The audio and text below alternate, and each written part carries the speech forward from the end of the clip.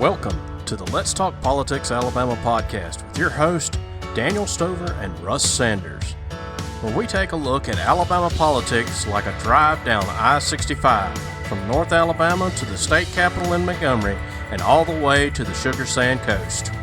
I will not make age an issue of this campaign. I am not going to exploit, for political purposes, my opponent's youth and inexperience. I'm K-Ivy, but there's no step too high for a high stepper. We choose truth over facts. I don't want to speak negatively. I said, though, that if I lose this election, maybe I'll end up moving to Alabama. Someone has once said that actually, as long as there are final exams, there will be prayer in schools. Hey everybody, welcome back to Let's Talk Politics Alabama, the podcast. Well, as you know from last week, you're getting to see week 2 of episode 13. So I guess we'll actually start episode 15 next week. Who knows? I don't know what we'll call it. But anyways, I appreciate everybody coming out and liking our Facebook page. If you want to listen to us there, you can very easily find us at Let's Talk Politics Alabama on Facebook, the Let's Talk Politics Alabama YouTube page, and of course, through Podbean, we're on most of the platforms for podcast. So, sit back, enjoy part 2 of episode 13.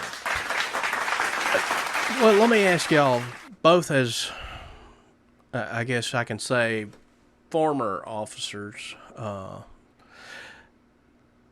mean, what are we seeing that is kind of leading into a lot of our officers being shot and stuff like this?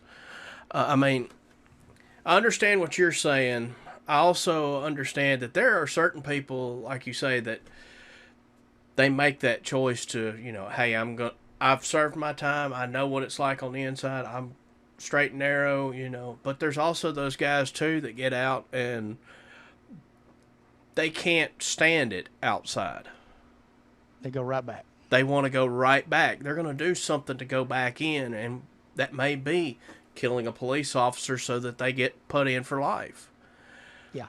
I mean, is it something is that the main thing that we're seeing, that we're having this issue, or is it just total society breakdown? I mean, I'm trying to understand why we have such a rising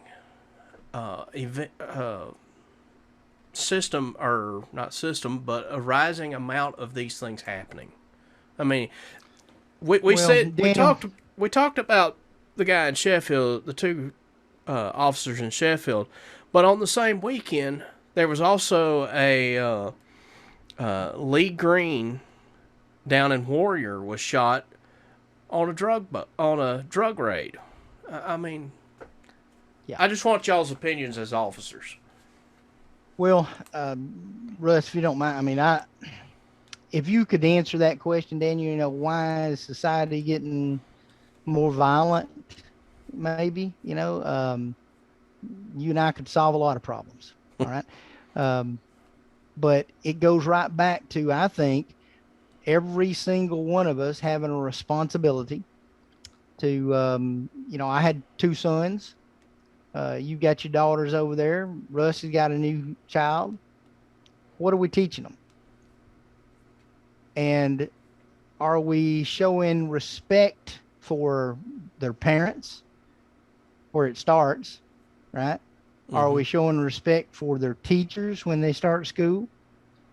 Are we showing respect for those, if you will, authority figures that we see out there? Or do they hear how bad those people are? How bad it is to be made to do something, to be told to do something, to be made to do something, to be told to do something. In that same circle, you don't have to do these things. And that sets a tone, I think, in general, that we've seen over the last few decades, that has built and built and built. And as those kids grow up, if you can't respect your parents, if you can't have some respect for your neighbors and your teachers and coaches and whoever, anybody, your boss, anyone who's in a position of authority over you, then you probably aren't going to have any respect for some guy with a badge that you've never met telling you to either, ixnay or sit down or stand up or stop that. And if you couldn't answer to your parents that way and respect their authority, when you grow up, it's very likely that you won't respect any other authority over you. Mm-hmm. And I don't know. That's a very simplified, maybe that's naive to some people to hear me say that. But I believe it's just a cultural thing that we need to set a tone that we're respectful to those in authority. Not because I wore that badge or Russ wears that badge. It ain't about us. It's about the respect for that authority that it represents, mm-hmm. and the authority that we've given it as a society. And when we lose respect for that, it creates some major issues. There was a good thing I saw this week. The kids down, I think Phil Campbell was doing it, maybe all of Franklin County schools, for instance, asked that all their kids wear blue on, I think it was Tuesday this week, to show respect for the police officer who lost his life in multiple shows in Sherfield. And there was pictures of, just every kid looked like in blue and the teachers wearing blue. Simple things like that show not respect to him necessarily as an individual, but that also projects respect for that authority that he represented. Mm-hmm. And I think that even Nick and any one of us who have served as police officers, that would be the message we want to send. It's not being under my authority as an individual, but us having respect for the authority under law, the respect under just morality, to listen to and be respectful to the authorities that are placed over us from the time we're a child to adulthood. And that's just my way of thinking about it, Daniel. Maybe others would have a different opinion. We just got a few little bitty things to add. One, I think that we're more aware of things. We're more aware of shootings because news travels faster. I have 24-hour news. However, I believe that it is equally as high, or if not higher, at this time. I mean, Billy Clardy, December 6, 2019, very good friend of mine, mm-hmm. loved guy to death. His murderer just was indicted. And I pray that the investigations will jam up a pill-proof prosecution and he gets the electric chair. Same with this guy.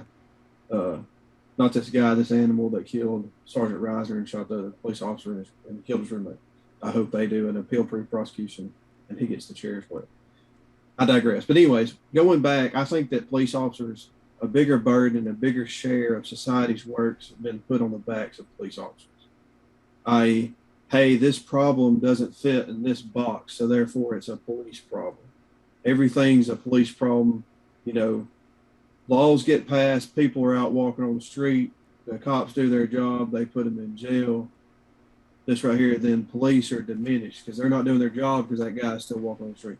I think that a lot of problems, mental health, falls in the police. It's their job to take care of that. This community problem, I'm into it with my neighbors instead of being a community and coming together and working these issues out. We can't do that anymore, so we need to call the police. So the police are supposed to fix it. They're also the form of government that most of society comes in contact with. They're the enforcement arm of the government. They're the ones that are authorized to use force. So therefore, you're most likely to come in contact with a government official, and that government official is going to be a police officer that's generally arriving at the worst time of your life, 9 times out of 10. So those are issues, but those have been issues throughout. But I think that our politicians, and I'm not talking about politics, I think that our politicians are diminishing the value of police officers. You've had all this stuff that's happened since Ferguson, Missouri. Ever since then, I'm not going to go into every detail of every case. Some officers have made some bad decisions. other people have made some bad decisions. People have made bad decisions on both sides. That's this butthole versus this butthole, and it makes this problem even. It just elevates it even higher than it, and it just amps people up higher than what it's needed. Mm-hmm. So Right. a lot of that makes me angry. So I think that politicians glorify that and try to score points on it, and then demonize police and created a general lack of respect of police. And then also, I think that people are just not courteous to one another. I think that you can't even have a neighbor dispute and just meet at the fence and talk. People don't interact that way anymore. They want to get on social media and talk about them. And then this gets to this. Then we create a harassment case, and we're gonna get on one. And people just get so mad at each other, so just going to the fence talking about it, just being upfront talking about it. But the police cannot fix societal problems. They cannot change the way people think, feel, or anything. That's an impossible task. People have to be willing to come together as communities and solve community problems in a community way. Take, for instance, I went to a community meeting, got yelled at for 45 minutes. I love everybody down there. I love every one of them. I understand they're frustrated. Those same people want you to go to their neighbor and misapply the law and use the law as a form of harassment to mistreat another person in their community, instead of being a neighbor and going to them and trying to help them. And people just need to work together and try to help each other instead of calling the police for every little bitty thing. When I was growing up and I got into a little fight or got into a little skirmish or what, the last thing that ever crossed my mind was I don't need the police to handle my problem. I'm full, I'm 12 years old. I'm full grown. I can handle my own. All these people, they want to call the police because somebody mowed their grass over the line. And you're just creating just millions of incidences where police are coming in contact with people when they're just mad about the most irrelevant. It's important to them. So I don't want to say it's irrelevant, but in the grand scheme, in the grand picture, you're interjecting police into problems that ain't police problems. And naturally, if police only respond to 10 calls, they're less likely to get into somebody if they respond to 100,000 calls. The more contact, the more chances. This happened in the 80s, or whatever, the riots and all that. They was my criminal justice. I'm working on my master's right now, talking about criminal, no contact, no complaints. There was a big sentiment about police just shutting down. Mm-hmm. And you literally, nobody wants to be a police, unless you really love your community or love helping your community, nobody wants to be a police officer. Nobody wants to go work at the Lawrence County Jail for $13.09 an hour to be the only jailer walking on the floor with 150 people that's at 150% capacity in there for felons. There's capital murder people been in there, mad, and COVID. Nobody wants to get in that profession. It's one or two reasons. They're crazy, or they really love their community and they want to make a difference. And until people out there understand that cop or that police officer that they come in contact with loves them and is making a big sacrifice. Everybody makes sacrifices in jobs, nurses, teachers. I'm not saying holier than thou, but that cop doesn't hate you. That's not why he's a cop. That cop would be better off going in business or working for somebody, or heck, working for McDonald's, making more money with a lot less complaints, probably get more overtime. He's doing that because he wants to help you, and society doesn't. To me, certain people in society don't pay that to that police officer that's making those sacrifices that wants to make that difference. And I think that we need to teach people that, and I think us as police officers sometimes need to take a step back, swallow a little bit of pride, take those hits, take those curses, be willing to step in the arena and get yelled at or deal with people that's mad at you in community meetings, but at the same time, articulate it and speak in a language that's not a cop language, like you're talking to your cop buddy. Well, this butthole did this, and so I cuffed the offender, and I put, this guy was upset, lady left him, He lost his job. You got to talk to people in ways that make sense. I think there's a lot of work to be done on cop standpoints, and I think there's a lot of work that needs to be done on community standpoints. But I think that politicians need to quit putting society versus them versus us kind of thing. Them is us is them. We're all part of the same community. And I think until we try to work on community problems, and I like the thought behind community policing, but it's just called being a decent human being on both sides. You can be a decent human being as a cop, talk to people. Get out of your car, walk through a yard sale and talk to somebody. Yeah. Pull people over, talk to them about something else. There's a lot of things that can be done, but I think it's on both ends. But I think we as a society are cheapening just common decency and courtesy with one another. And I think it's getting worse. I think people just get so mad to hide behind a computer screen or a keyboard, and people are just mean and just want instant gratification constantly. That's my 2 cents. Sorry about my soapbox. Well, yeah, your soapbox behind a computer screen. A little irony there for you. Well, yeah, join the club. And I never, very rarely. You just said that, Daniel. Very rarely do I have y'all see people say something on Facebook, a comment or something pretty ugly to one of the other elected officials, not necessarily me, okay, but have a complaint about something. But very rarely does that same person ever call me directly.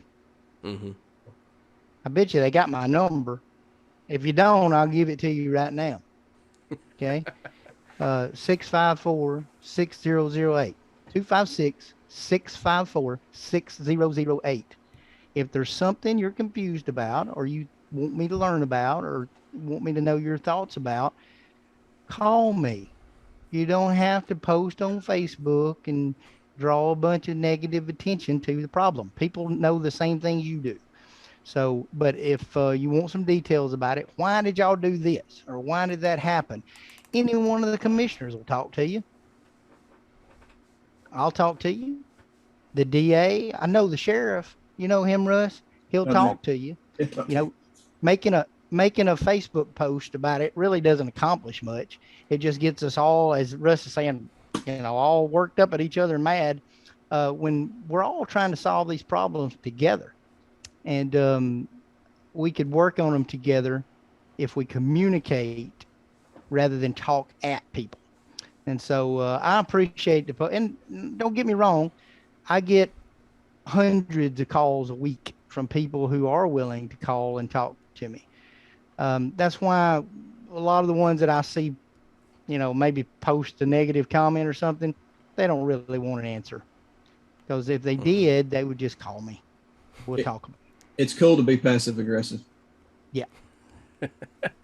Well, speaking of which, Proncey, I know that you're the holdup on this whole lottery thing. You just being out there in Mount Hope, you being a stronghold out there, So, we need you to take it, loosen up a little bit so that we can get this thing on the ballot. I joke because all through this special session, I'll go back to that. Because we've kind of went off down. I mean, heck, we could have 2 shows on this. But all through this special session, there was constantly ads running talking about call your legislator, tell them we need to vote. Well, Proncey's just explained to everybody it couldn't be done. And the people that are putting out that type of stuff should know that, probably know that, but they're just doing it to stir the pot. And that's exactly what you're talking about with the Facebook post or just, going out here and just making dumb comments. When Proncey's the whole reason we ain't got that vote done. Yeah. I've called Proncey 2 times and complained myself. And I like it. You always got good opinions. Oh, man. Thank you. All right. Thank you, guys. I enjoyed being with y'all tonight. Well,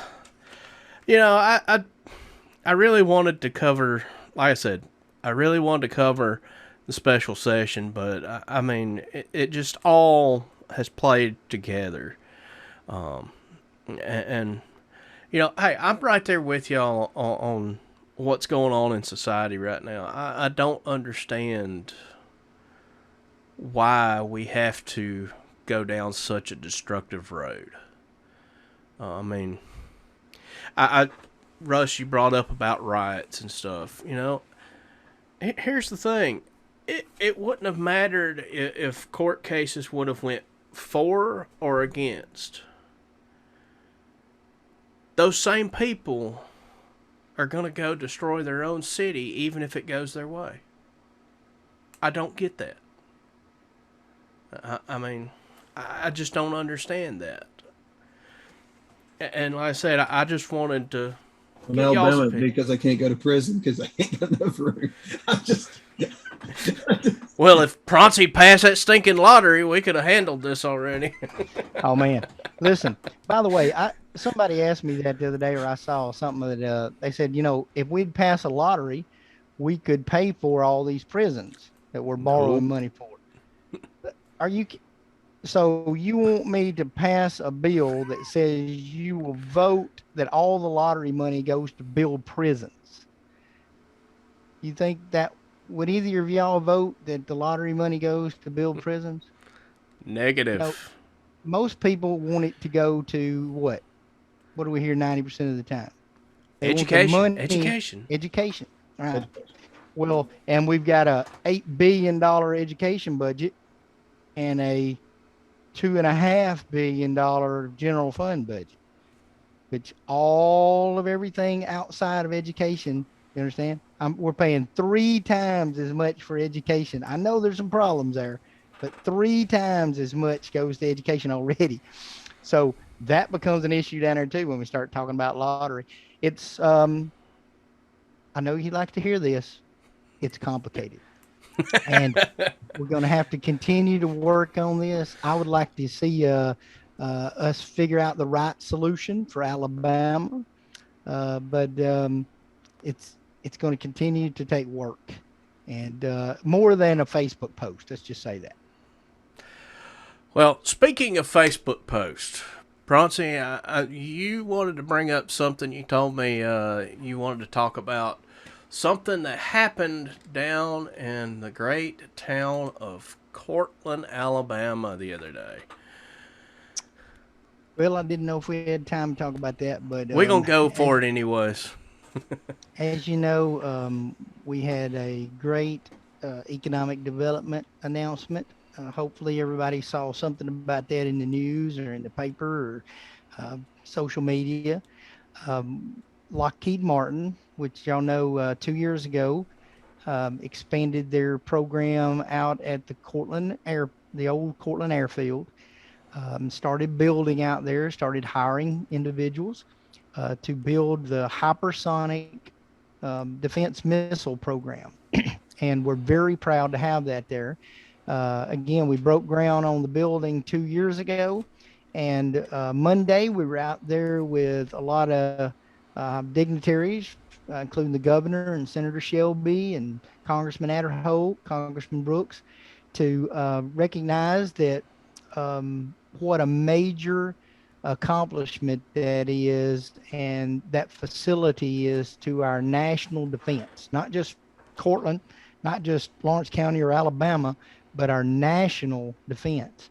And they're working with our Navy and our Army to design multiple applications to those rockets, and also then to expand that into, you can count on it, there will be other countries like Israel and our other allies that need those and will be coming here to Courtland, Alabama to get to be part of that. And it's going to continue to grow jobs and to grow that program and to have additional spinoffs of that. So I'm very proud of the fact that Lawrence County came together and has worked with those major defense players to secure that facility and to secure that piece of economic development for our county here and House District 7 in general. So I just want to make sure everybody was familiar with that. If you haven't, or you don't know anything about that, if you don't know Courtland, Alabama is a part of the major part of the America's missile defense program, you need to look it up and learn some more about it. They're up to over 200 jobs out there now, and it's going to continue to grow. So I know everybody was disappointed some years ago when, I think 2014, when we lost the IP plant, 1,100 jobs out there, but we're slowly bringing jobs back to Lawrence County. So that's a couple of hundred there at Lockheed. You've got a couple of hundred at Nucor Tubular, which is in Mallard Box. You've got the Cooperage that's out there with a couple of hundred jobs. You've got Jack Daniels Cooperage. You've got a couple of other companies that will be out, the pipe fitter that's out there, Progressive Pipe. There's 100 jobs there. So slowly but surely, we're bringing those 1,100 back and diversifying it so that we won't have one plant shut down and wreck our local economy again. And that's the way we needed to be growing it, and the way we'll continue to work to do that. And our Economic Development Board, our county commission, our local school board, and our superintendent of education are all working as a team with myself and Senator Gudger to see these things come to fruition, and we're working on them every day. There's things going on in that world that I can't even tell you about. They're all secret squirrel, you know, when you start dealing with these companies, because they don't want to give the beans away before they show up. But I want the folks that are listening to know that we're working on those things, and they're a constant work in progress. And we have a team working together now, even with the surrounding counties, all the way out to Huntsville, that are helping us develop and grow these things. And so y'all keep your ears and eyes open for those announcements as they continue to happen. Yeah, I was reading an article through the Air Force magazine that's talking about it. And the thing that I thought was most interesting, and it kind of goes back to our podcast, was it last week, I believe it was, with the Flash Fiber from Joe Wheeler, is actually this facility is considered a smart facility, and it's actually going to be almost interlocked with Lockheed Martin's, if you've never heard of it, it's a big thing, the Skunk Works. That's the division of Lockheed Martin that brought us the SR-71, I believe the U-2, several, even the F-117, the stealth fighter. Some of the same platforms these rockets are built on. I know Russ is familiar with the Patriot missiles. Some of that technology has been upgraded to build this program, or to carry, if you will, these into battle. And they'll be on trucks like with the Army guys. They'll be on ships with the Navy, and even submarines. So it's a big deal. Yeah. All right. Well, we'll cut her off there for the night. Hey, we went.